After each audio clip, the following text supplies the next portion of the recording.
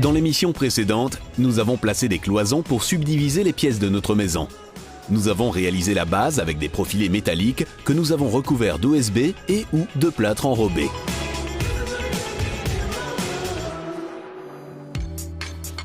Dans cette émission, nous allons encore ériger quelques contre-cloisons. Et dès qu'elles sont en place, nous recouvrons le plafond du second étage avec des plaques de plâtre enrobées. Puis, nous pouvons tout enduire. Nous réalisons ces travaux entièrement nous-mêmes. En environ 152 heures, nous sommes prêts. Multipliez ceci par le prix horaire moyen d'un placeur spécialisé et vous économisez vite 6 080 €. Les plans nous montrent combien et où nous devons placer les cloisons. Nous avons déjà traité les murs entièrement nouveaux, les cloisons, et il est temps maintenant de s'occuper des contre-cloisons.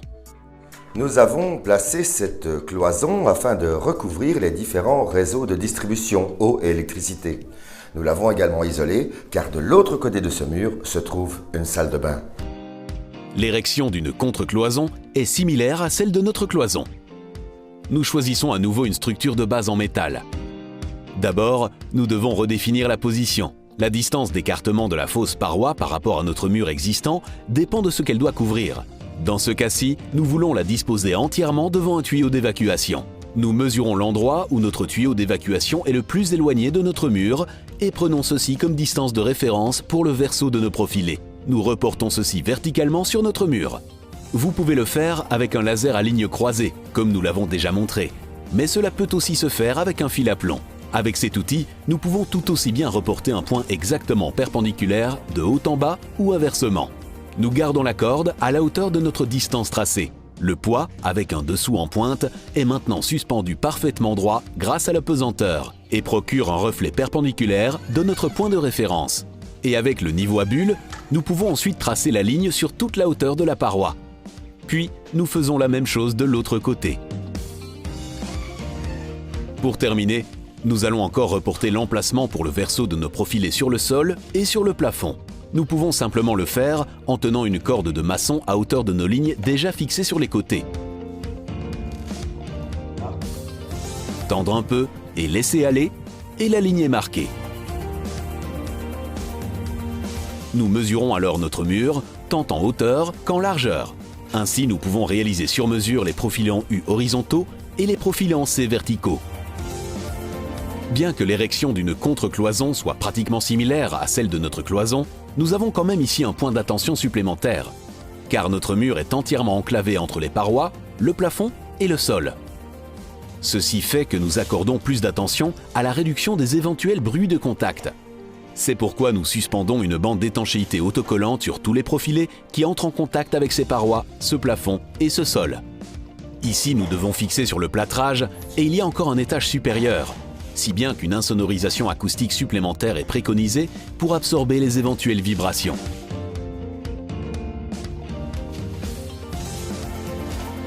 Après avoir nettoyé le sol, nous pouvons fixer le profilé via les trous pré-percés.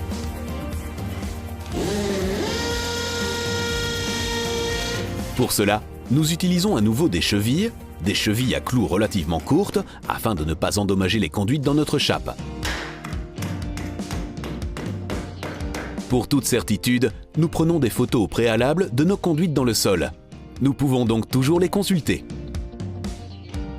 Nous commençons par monter le profilet en U inférieur et insérons ensuite les profilés en C qui se positionnent des deux côtés contre la paroi avec au-dessus le second support en U.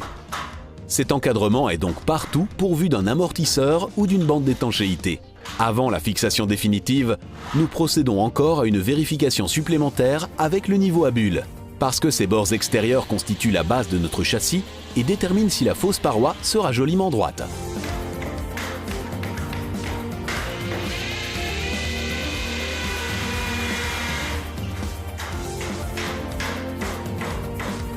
Une fois que tout est suspendu au mur, au sol et au plafond, nous allons encore fixer les profilés en U et en C dans les angles.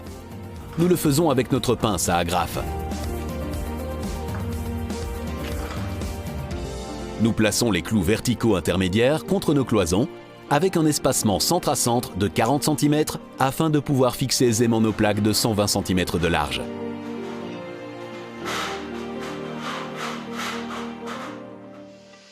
Vous pouvez fixer ces profilés en C dans le haut et dans le bas aux supports horizontaux. Mais en principe, ce n'est pas vraiment nécessaire. Vous gardez alors un peu de jeu dans le montage des plaques. Naturellement, vous veillez à les positionner selon l'intervalle correct. Dès que le cadre est rempli d'isolation dans la largeur adaptée et que les plaques de plâtre sont fixées, tous les clous seront suffisamment fixés en soi. Ici, notre contre-cloison a une fonction essentiellement acoustique. Il est donc également important de la remplir par une isolation appropriée. Nous utilisons à nouveau une plaque d'isolation indéformable en laine minérale d'une épaisseur de 40 mm. Avec un couteau pour isolation, nous pouvons les couper de façon aisée et rapide dans la largeur requise de 40 cm afin que tout soit parfaitement ajusté entre notre bâti. Nous isolons encore davantage le tuyau d'évacuation qui se situera derrière notre nouvelle paroi afin de minimiser tous les bruits possibles. Lorsque la paroi est entièrement remplie de laine minérale, nous obtenons en principe un ensemble bénéficiant d'une forte isolation thermique et acoustique.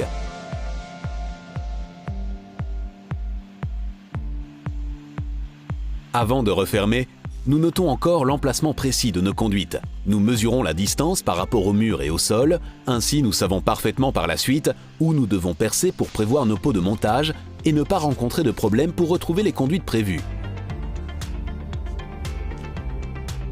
Nous marquons ainsi nos profilés verticaux sur le sol afin de savoir où nous devons visser. Il est temps maintenant pour l'étape suivante. Placer la première couche de finition. Comme aucun objet lourd ne doit être suspendu au mur ici, une couche d'OSB est superflue. Nous avons donc placé d'emblée des plaques de plâtre. La variante renforcée de fibres qui est choisie est en outre très solide et peut supporter une plus grande charge que le plâtre enrobé ordinaire. Une table de chevet, par exemple, peut y être parfaitement suspendue. Par ailleurs, la plaque est insonorisante, ce qui est idéal dans ce cas-ci. Après avoir réalisé la plaque à la bonne hauteur, nous pouvons l'installer. Nous les laissons reposer sur des blocs d'écartement lors de la fixation, afin que celle-ci soit ajustée au mieux au plafond dans le haut. Dans le bas vient quand même une plinthe, donc un peu de jeu est possible à cet endroit. Nous pouvons maintenant tenir le profilé au milieu derrière la plaque lors du vissage, ainsi il est parfaitement à sa place. Avec notre support d'embout magnétique pour plaque de plâtre enrobée, nos vis sont bien enchâssées sans causer de déchirure.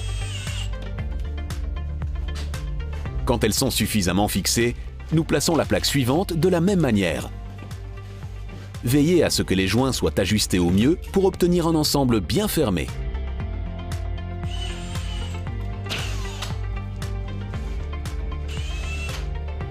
Du reste, le côté imprimé des plaques doit se situer au verso, car là sont prévus les côtés chanfreinés.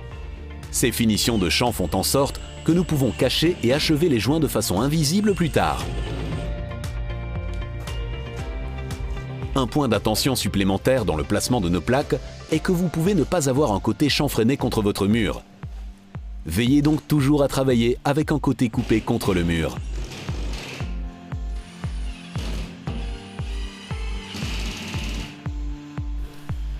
Je place également une deuxième épaisseur de plaque de plâtre en m'assurant que les joints ne se chevauchent pas. Je les place donc en quinconce. Cette deuxième épaisseur a pour effet d'améliorer le côté acoustique. Lors de l'application de la seconde couche et également le positionnement vertical des plaques, nous devons veiller à ce que les joints ne chevauchent pas les joints de la couche sous-jacente. En réduisant la largeur de notre première pièce de 40 cm, nous pouvons l'éviter. Et ainsi, nous commençons aussi par une face coupée contre notre mur.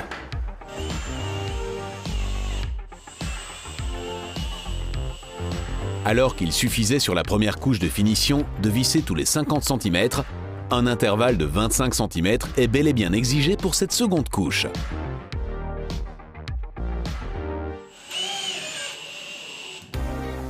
Nous utilisons des vis phosphatées adaptées qui sont au moins 10 mm plus longues que l'épaisseur de ce que nous devons fixer.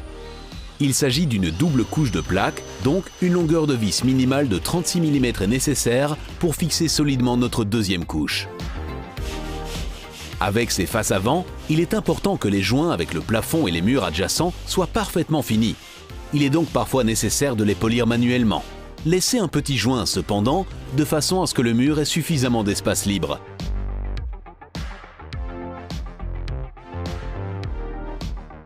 Dès que nos fausses parois sont placées de la même manière, nous devons encore faire le plafond au second étage. Là, la structure du toit en bois est remplie d'isolation et recouverte d'un pare-vapeur. Au-dessus, nous devons placer à nouveau un bâti sur lequel nous pouvons monter une couche de finition en plaque de plâtre enrobée. Contrairement à nos parois, nous réalisons ici le cadre en bois. Mais le principe de construction reste précisément identique. Veillez à placer les lattes perpendiculaires aux poutres de toit avec un espacement centre à centre de 30 cm, de telle sorte que les plaques peuvent être fixées à des endroits suffisants. Par ailleurs, il est très important que le lâtis se situe dans un seul plan afin d'obtenir un plafond droit. Puis vous pouvez y fixer le plâtre enrobé. Les plaques de plâtre renforcées de fibres sont lourdes et moins pratiques. Nous utilisons donc la variante standard ou résistante à l'eau plus légère. Pour le type de plaque de plâtre, je vous recommande de consulter le site web du fabricant. Pourquoi ? Il y a vraiment beaucoup de types de plaques de plâtre. Et surtout, par exemple, dans un endroit humide, je peux vraiment vous recommander d'utiliser une plaque de plâtre verte. Vous avez aussi ces matériaux insonorisants. Vous avez aussi ceux qui sont plus résistants à la chaleur. Donc, le choix de ces matériaux doit être bien fait. En mesurant au préalable la pièce, nous pouvons d'emblée réaliser une partie des plaques sur mesure. Nous tenons compte de l'apparition de morceaux finaux trop petits en raccourcissant éventuellement le premier morceau d'une rangée. Pour toutes les sortes de plâtre enrobés, la méthode de travail pour la réalisation sur mesure est identique. Vous coupez le carton dans le haut, le long d'une règle. Puis, vous cassez la plaque. Celle-ci se brisera parfaitement le long de la ligne de coupe. Puis vous coupez aussi le carton au verso de la plaque. Pour les petites cavités, nous utilisons une scie à guichet qui fonctionne bien avec des plaques de plâtre standard ordinaires. Nous levons maintenant les plaques sur place avec un étai pour plaque ou un étai en T de propre fabrication. Vous pouvez ainsi déterminer la bonne position avant de visser. En tout cas, ceci est un travail qu'il vaut mieux exécuter à deux. Si ceci n'est pas vraiment possible, il est indiqué de louer un ascenseur pour plaque. Nos vis sont à nouveau adaptées aux plaques de plâtre, mais sur une sous-structure en bois, il vous faut plus de marge en longueur, à savoir l'épaisseur de plaque plus 25 mm. Et étant donné que vous fixez à un plafond, une petite longueur supplémentaire ne peut certainement pas faire de tort. Vissez tous les 17 cm sur votre lâtis pour une fixation suffisamment solide. Nous traçons au crayon la position du lâtis afin d'être certain de monter droit dans les lattes.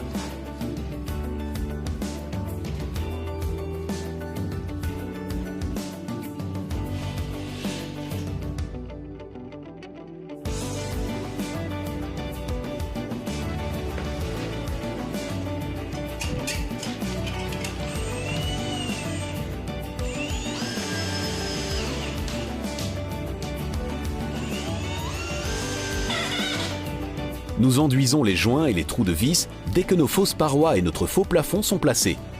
Nous pouvons ainsi poursuivre le travail en une fois. Nous commençons par nettoyer notre surface afin de pouvoir travailler sur un support exempt de poussière. Dans le joint, nous devons apposer une bande de joint avant de recouvrir d'enduit.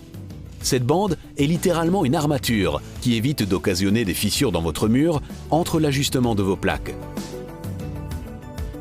Cette bande d'armature adhésive peut s'utiliser de deux manières. Soit vous la collez sur les joints de votre mur et la recouvrez ensuite avec un enduit, soit vous commencez par appliquer une couche d'enduit sur laquelle vous collez la bande de joint avant d'appliquer un enduit supplémentaire en guise de finition. De cette manière, vous pouvez également utiliser une bande de joint en papier. Cette seconde technique est bel et bien un peu plus difficile et exige une certaine expérience. Dans les deux méthodes, vous apposez donc la bande de joint et rebouchez le joint avec une quantité d'enduit suffisante. Lors de ce remplissage, vous ne pouvez naturellement pas pousser trop fort afin que votre trame d'armature reste en place. Vous pouvez aussi remplir le joint sans crainte en deux fois par un mouvement horizontal. Pour la finition, vous devez étaler l'enduit excédentaire en 3 étapes. Vous commencez à droite. Prenez un couteau à enduire d'une largeur suffisante et exercez une pression un peu plus forte sur le côté droit, là où vous reposez sur la plaque de plâtre. Ainsi, vous lissez prudemment le joint complet. Puis vous faites pareil du côté gauche du joint. Vous terminez en lissant au centre. Tenez votre couteau à enduire dans un angle de 45 degrés environ et laissez-le reposer librement sur le joint en effectuant votre mouvement. Ne poussez pas trop fort pour ne pas retirer trop d'enduit et créer une cavité dans votre mur. Pour terminer, vous rebouchez encore tous les trous de vis. Vous le faites en 2 fois. Par un premier mouvement, vous remplissez le trou et par le mouvement suivant, vous enlevez l'enduit excédentaire afin que toute votre plaque soit rebouchée joliment dans le même plan. Outre les joints et les trous de vis, nous devons encore finir un autre élément, à savoir le champ en bout de mur. Nous commençons par y prévoir une seule couche de plâtre enrobé. Elle est coupée sur mesure, mais dès qu'elle est suspendue, il peut être utile d'encore un peu raboter selon le niveau du mur, pour ne pas avoir de saillie. Le but maintenant est de bien finir ces angles tout à l'heure. Sur le plâtrage, vous pouvez utiliser des profilés d'angle, mais un accessoire est aussi disponible pour les parois de plâtre enrobé. Nous utilisons une bande d'angle spéciale dotée d'un profilet métallique pour obtenir une ligne tendue. Des 2 côtés de l'angle extérieur, nous appliquons de l'enduit afin que la bande puisse y coller. Là, nous poussons la bande jusqu'à ce qu'elle soit positionnée de façon correcte. En frottant avec un couteau à enduire sur la bande de l'intérieur vers l'extérieur, vous enlevez le produit excédentaire sous la bande et celle-ci est bien fixée. Pour terminer, nous veillons à une jolie transition entre notre bande et le mur et obtenons ainsi un résultat final propre. Et nous travaillons aussi avec un enduit sur notre faux plafond. Là, nous avons travaillé avec des plaques chanfreinées sur les 4 côtés. Celles-ci doivent donc être finies le long des 4 côtés. Vous commencez par tous les joints le long des champs courts car ils sont un peu plus profonds.